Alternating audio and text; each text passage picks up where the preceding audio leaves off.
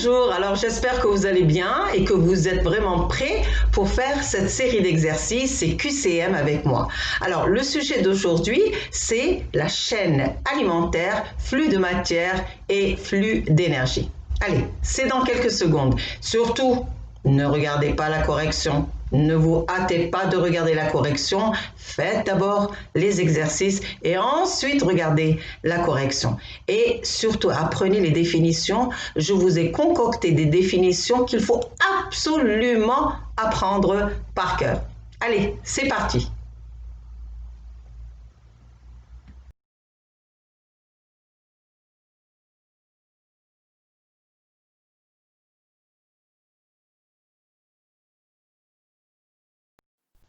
Comment appelle-t-on les animaux qui se nourrissent uniquement de plantes? 1. Les végétariens. 2. Les phytophages. 3. Les zoophages. Les animaux qui mangent des végétaux, fruits, légumes, eh bien on les appelle des végétariens. Et le type végétarien comprend les herbivores qui ne mangent que l'herbe et les feuilles, les frugivores qui mangent les fruits, les granivores qui mangent les graines. Donc la réponse A est juste. Les végétariens, les animaux végétariens comprennent notamment les herbivores, on l'a dit tout à l'heure, qui ne se nourrissent que d'herbes et de feuilles. Il y a aussi la réponse 2 qui est juste, les phytophages, qui se nourrissent de matière végétale. Végétariens et phytophages sont des synonymes. Quant aux zoophages, ils ne mangent que des animaux, enfin de la matière d'origine animale. Les producteurs primaires, 1. sont des consommateurs, 2. occupent le premier maillon de la chaîne alimentaire, 3. occupent tous les maillons de la chaîne alimentaire sauf le premier, 4. sont des végétaux chlorophylliens. Quelle est là où les réponses justes? Il y a 2 réponses justes.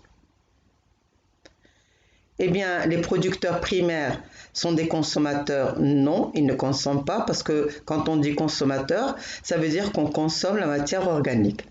2. Occupent le premier maillon de la chaîne alimentaire, c'est juste, puisque les producteurs primaires occupent en effet le premier maillon de la chaîne alimentaire. 3. Occupent tous les maillons de la chaîne alimentaire sauf le premier, évidemment c'est faux. Et 4. sont des végétaux chlorophylliens, évidemment c'est juste. N'oublions pas qu'un producteur primaire correspond à un être vivant autotrophe, c'est-à-dire capable de produire sa matière organique, protéines, lipides, glucides, vitamines, à partir de la matière minérale, l'eau, les sels minéraux et le CO2. Dans un réseau trophique, les producteurs secondaires sont 1. des êtres vivants qui réalisent la photosynthèse, 2. des êtres vivants qui ne produisent pas de matière organique, 3.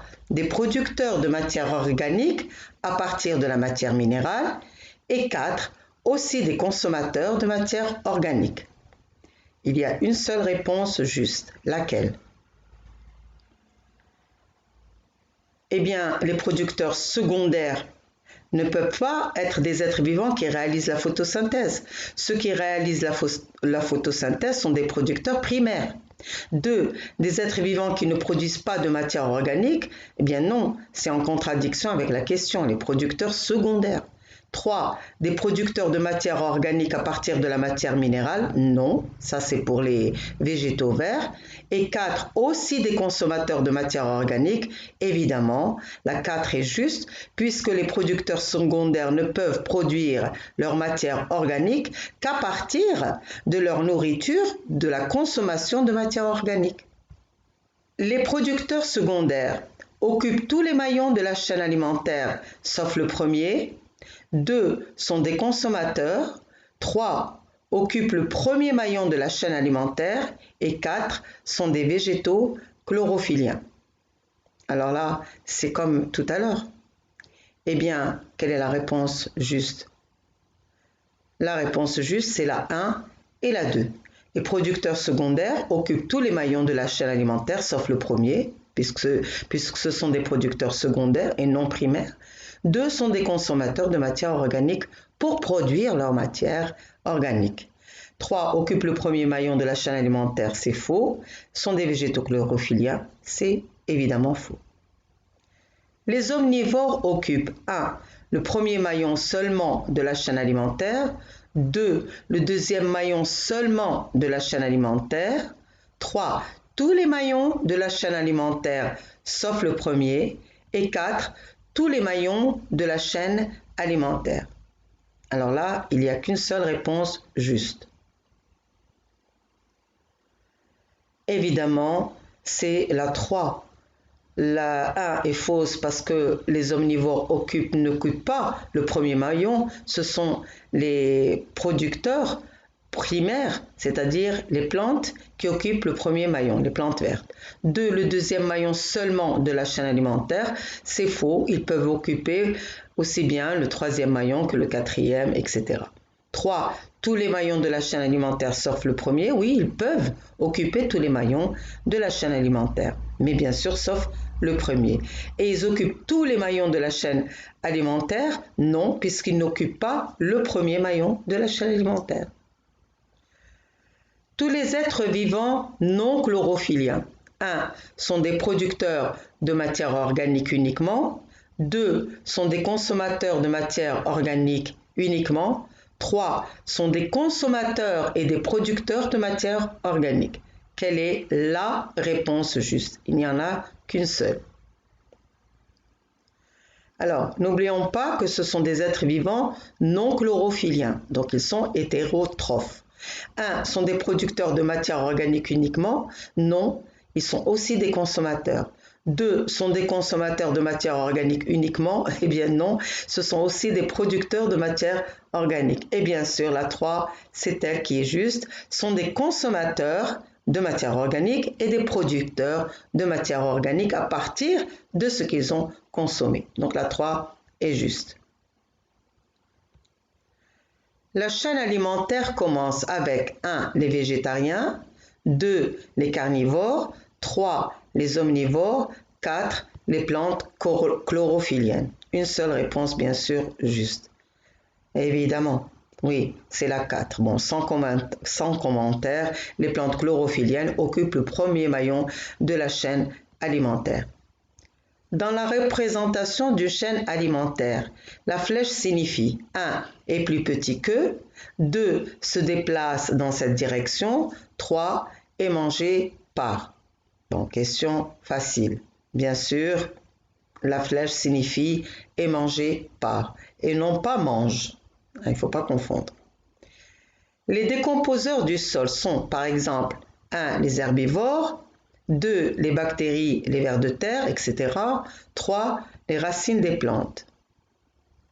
Les décomposeurs, n'oubliez pas, ce sont ceux qui décomposent la matière organique en matière minérale. Alors les herbivores, non, ils ne décomposent pas la matière organique en matière minérale, pas du tout. 2. Les bactéries, les vers de terre, c'est juste, ils sont capables de faire ce travail-là, de décomposer la matière organique en matière minérale. Et 3. Les racines des plantes, non, évidemment, non. Comment appelle-t-on une suite d'êtres vivants dont chacun est mangé par le suivant? 1. Un réseau trophique. 2. Une chaîne alimentaire. 3. Un maillon de la chaîne alimentaire. Une seule réponse juste. Alors, comme c'est une suite d'êtres vivants, ce n'est pas un réseau. Donc 1, c'est faux, ce n'est pas un réseau trophique. 2, une chaîne alimentaire, exactement, c'est juste. Et 3, un maillon, non, un maillon, c'est un être vivant qui occupe une place dans la chaîne alimentaire. Donc la 3 est fausse. Comment appelle-t-on les éléments qui constituent une chaîne alimentaire? 1. Des maillons. 2. Des carnivores. 3. Des herbivores. Oui, je l'ai dit tout à l'heure. Oui, c'est des maillons. On appelle ça des maillons de la chaîne alimentaire. Et voilà, la partie 2 est terminée. Je vous donne rendez-vous dans la partie 3, la suite des exercices. Allez, au revoir et à bientôt.